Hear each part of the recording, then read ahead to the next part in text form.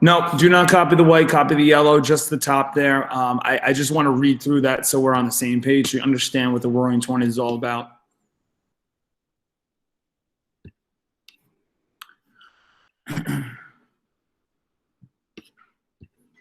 All right, I'm sure a couple people will be coming in late and stuff, which is fine, because they're probably maybe not realizing that I'm back today. But we'll start in a minute. So focus question, if you just came in a little bit late, is why was Prohibition a failure? Just copy down what's in yellow really quick, and we'll go from there. Hello, welcome back for me, right? It must have been a little weird because like I wasn't here, but like you had lessons from me and videos from me every day. So I was like, I kind of was. But like, I feel weird because like I haven't feel like I've taught this stuff in a while. Yeah, everything's gone well. Everything's good. I lost my voice from coaching a little. You could hear that. I'm not sick. I just lost my voice a little. Besides that, I'm fine.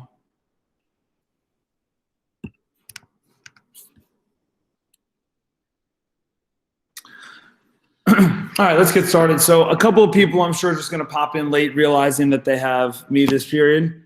No, I'm not tired. It's just my voice is gone. I've been yelling at my players for the last week because they don't know anything football-wise because they haven't done anything this offseason. So I've been yelling at them a lot. All right, so we spent the first part of Unit 5 looking at World War I. Hopefully you got a real sense as well as you can how horrific of a war that was. You should have seen yesterday how bad of a treaty the Treaty of Versailles is. But ultimately, when that treaty does go into place, there's a change in culture that our country is going to go through because we go from being in a very crazy war to being in a very peaceful time, at least for a short while. And we're going to look at this time, and it's called the Roaring Twenties for a couple of reasons. So this is now 100 years ago. So we're getting to a little bit more modern American history. And the 1920s ultimately is a time that is a little bit complicated. And you're going to see this when we do our lessons throughout the next week and a half. You're going to be confused at times because today we're going to focus on Prohibition. Now, you guys that did the oversimplify, you should have already a sense of what that is. And then tomorrow we're going to look at the women's rights movement. And the next day we're going to look at the economy. And then the next day we're going to look at the Harlem Renaissance and African Americans in the Roaring Twenties. Right. And then Monday, when we get back from the weekend, we're going to look at capitalism and communism and look at the rise and change of political systems. Like, basically, it seems like every day we're doing something completely different because that's what the Roaring Twenties what was.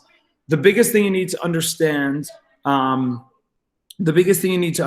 is the Roaring Twenties is a time that's all centered around change. All right, so no matter what we're looking at, it's basically centered around reform and centered around change. And some people still consider it a part of the progressive era, okay, because the progressive era consisted of a lot of change, okay? Then we have World War I, and then we kind of come back to all this reform and change. But you're going to see how America changes and becomes, quote unquote, more modern. All right, so the first thing is there's a huge period of economic changes. You have extremely rich people, okay, and extremely poor people. You have like no middle class, all right? And you're going to see how there's a lot of people with a lot of wealth, and people are going to be acting like they're very rich, okay? And we'll talk about what that means more on Thursday, all right? People acting very rich throughout this time, all right? We sometimes have a little bit of income inequality, which means that there's people making different amounts of money. There's a huge period of social changes. Okay, there's going to be a rebirth of culture for women and African Americans. We'll talk about what that really means. Basically, there's going to be a difference in the way the Roaring Twenties look. And what you're going to learn is there's going to be a difference between a traditionalist and a modernist. If you're traditional, okay, if you're someone who's traditional, it's basically another way of saying you're a little bit of older school, a little bit of old school. So if someone's a traditionalist, they kind of like the way old things work. Okay, the way it's always been. A modernist is someone who likes new things happening. And you're going to see there's a difference between generations of people at this time who were a little bit more old school, kind of clashing against the more new school type of people. Okay? We also have a period of political changes around the world. America has now gone into isolationism. We looked at that word yesterday. We are now completely on our own. And what's going to happen is other countries are going to develop this new form of political government and economic government called communism and socialism. And we're going to look at what that means, and we're going to look at how that relates to the United States. So there's an immense amount of change that's going on throughout the Roaring '20s. So every day we're going to learn about a new change. Okay, the change we're looking at today is a social change centered around prohibition. So let's move on to that.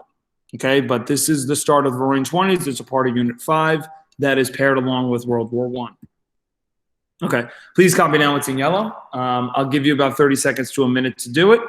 And then I'm going to get attendance set up and stuff, and then we'll go over this.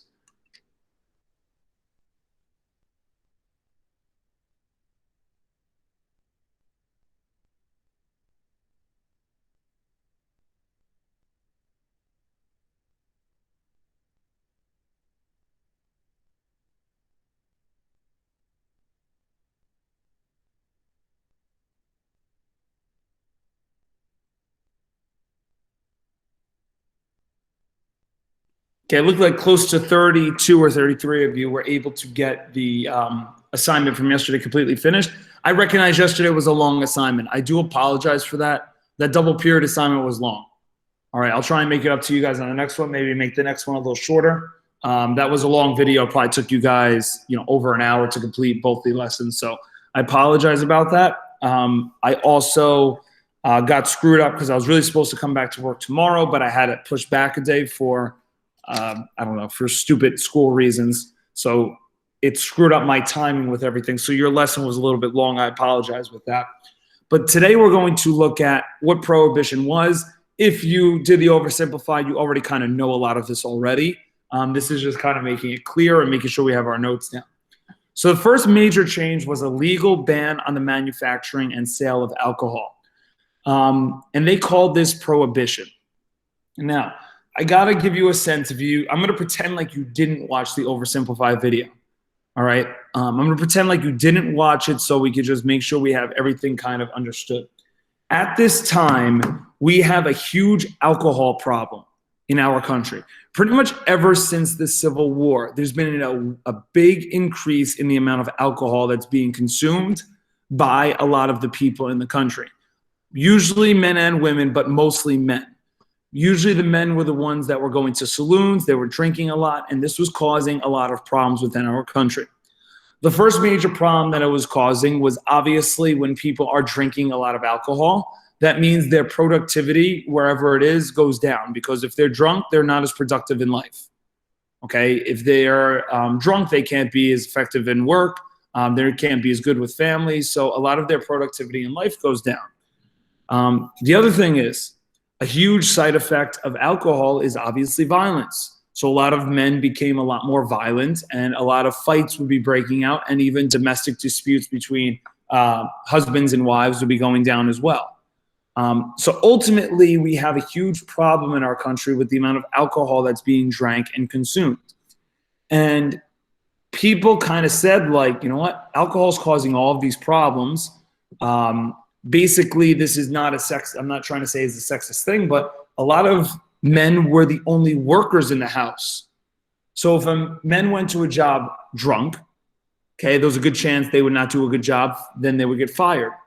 If they got fired, okay, there was no income going into the house.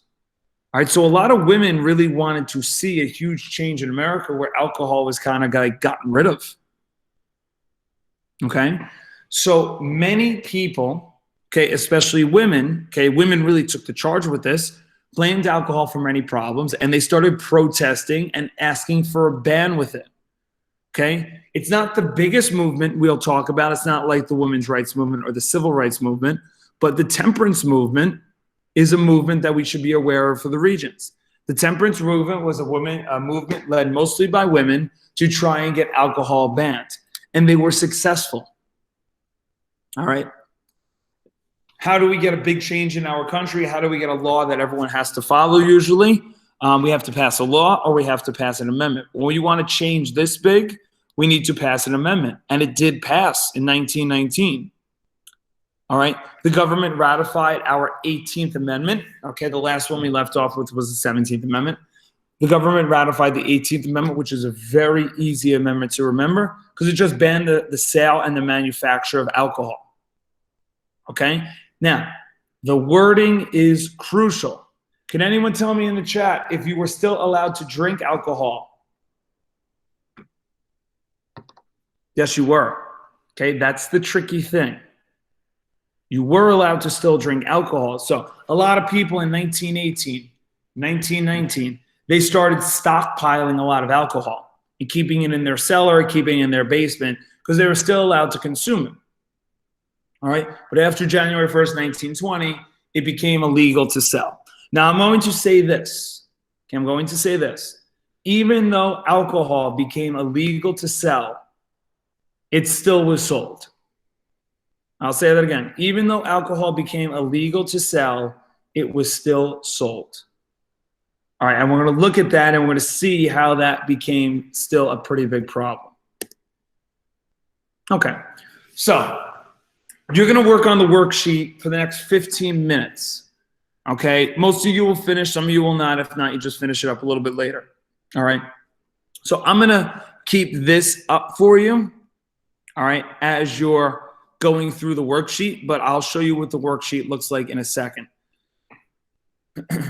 Okay, so you have a worksheet here. You're going to notice a couple of things right off the bat. You're going to have questions here at the top and questions here on the right, okay, or at the bottom. You're not doing any of these questions. Okay, you have your own separate questions that you're going to work on. There are some good questions here, but I don't really like a lot of them. Okay, so we're going to do our own questions. But basically what you want to do is very quickly just kind of read through some of these. These are statistics on the Prohibition after the 18th Amendment went into effect. Okay, what happened in the country? Did things get better? Did things get worse? Was there less alcohol? Was there more alcohol? Was there less crime? Was there more crime? Like, just start to get a sense of what actually happened here. Now, if you've seen the oversimplified video, you'll know some of these things already, but this is, you know, just in case you didn't. All right, so you're going to look through that, okay? And then you're going to answer the questions that go along with it. And it tells you what's on which page. Okay, so you have a total of 7 questions.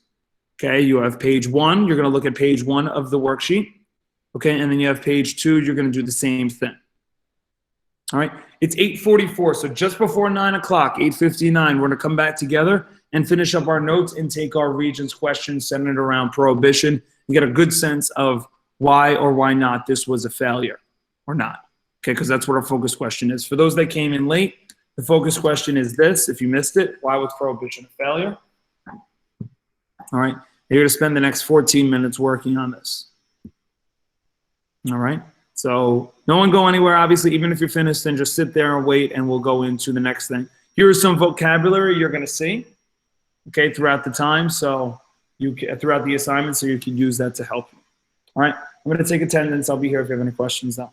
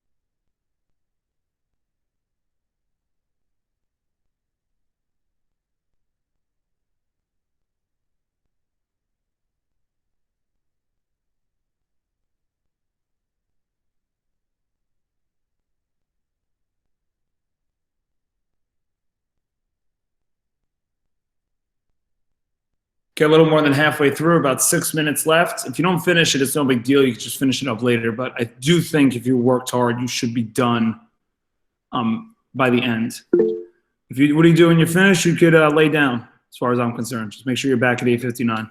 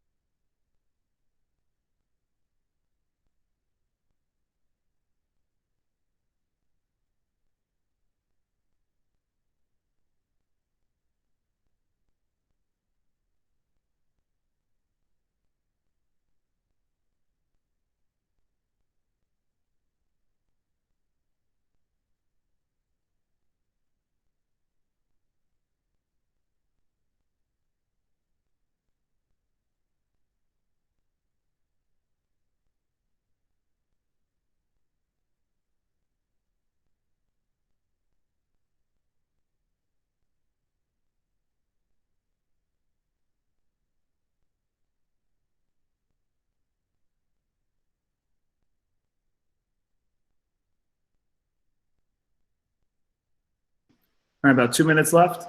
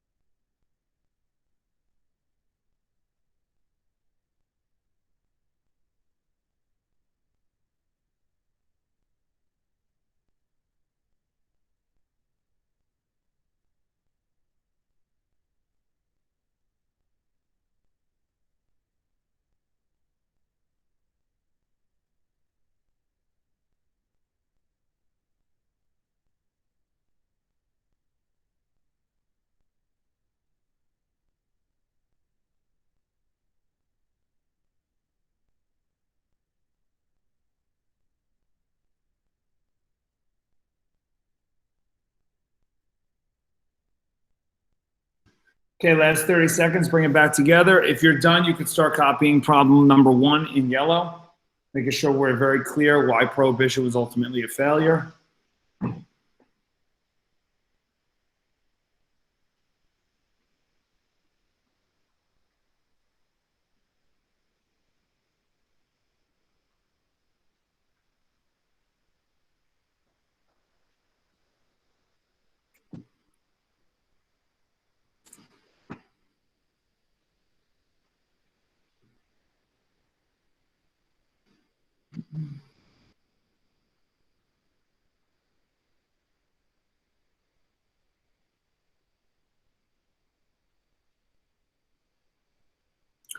Okay, so in simple terms, prohibition did not work. It was a very, very good idea, but ultimately, like, no one listened to the rule. No one listened to the law. This is a huge problem. If you have a law that's put in place, but no one listens to it, what's going to ultimately happen is people are still going to do it. They're just going to break the law while doing it.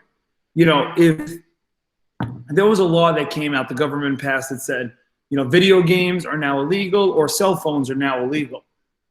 I don't think people are going to stop playing video games. I don't think people are going to stop using their cell phones, to be honest. I just think they're going to find a way to do it now illegally. That's the truth. When a law is unpopular and a law is very tough to manage, it's very tough to, like, you know, it's very tough to police. And that's clearly what happens here is, like, if you saw the oversimplified video yesterday, like, police officers themselves drank, their parents drank, their family drank. Like, no one enforced the law really, besides the Prohibition Bureau. But even the Prohibition Bureau, if you see the stats, like, they were understaffed. And a lot of them were corrupt. So it's like, it just wasn't, it didn't work. No one listened to the law. All right, so what happens is crime's going to skyrocket. If you look here, the percentage of crime that took place in 1919 after Prohibition, look how much it increases. Okay, because everyone just starts breaking the law and drinking and selling alcohol, like, and no one does anything about it. Okay, so crime is obviously a lot bigger. Because everyone is breaking specifically the law that is called the Volstead Act or the 18th Amendment. All right, people still find ways to drink. They go to bootleggers, which were illegal criminals. Okay, and sometimes we saw yesterday, those were not necessarily the nicest people. They would go to speakeasies, these hidden bars, and, like, everyone knew what was going on. All right, and no one really did too much to stop it. So that was problem number 1. Problem number 2, okay, you guys saw this yesterday. The mafia becomes a huge, huge problem. All right, Abigail, go ahead.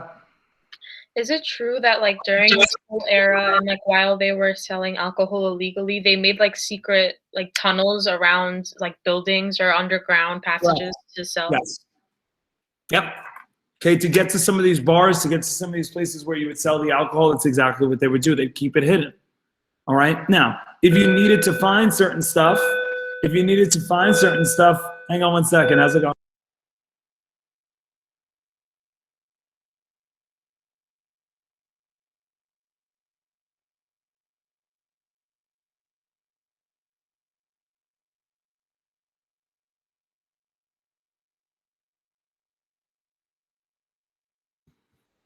Sorry, teachers stopping and congratulating me and stuff.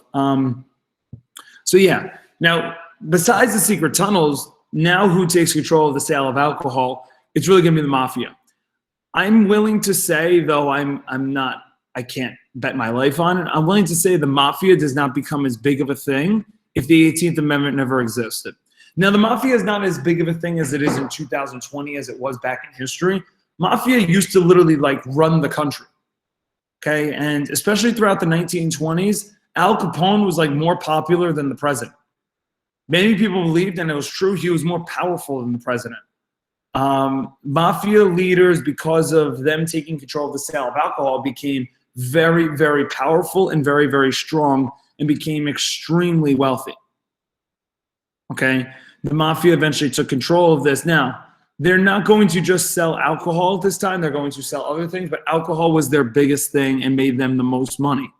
All right, so we went from having the government and legal businesses selling alcohol to people and making money and it being taxed to now the mafia selling it. And what does the mafia do with the price? They make it a lot more expensive. Okay, if you don't pay your mafia guy for the alcohol, like they're gonna hurt you or hurt your family. Like this is a very dangerous operation. Okay, so for those that don't know, mafia can be sometimes called gangsters. This is all because of prohibition. All right, just these two problems alone should be enough to kind of tell you that alcohol was a big failure. Now, let's go into problem 3, okay, or the results from prohibition. Okay, this is the last thing you need to copy down. Let me say this, okay. I'm not sure what your guys' stance on in gun rights. Okay, we have the Second Amendment in our country. It's a pretty controversial amendment. Some people believe that, you know, we should ban guns or get rid of guns or make it harder to buy guns. Whatever your stance is, I think a huge reason why there's never really an opportunity to basically get rid of all the guns is that many people would find it very tough to kind of find. Hold on one second. Thank you very much.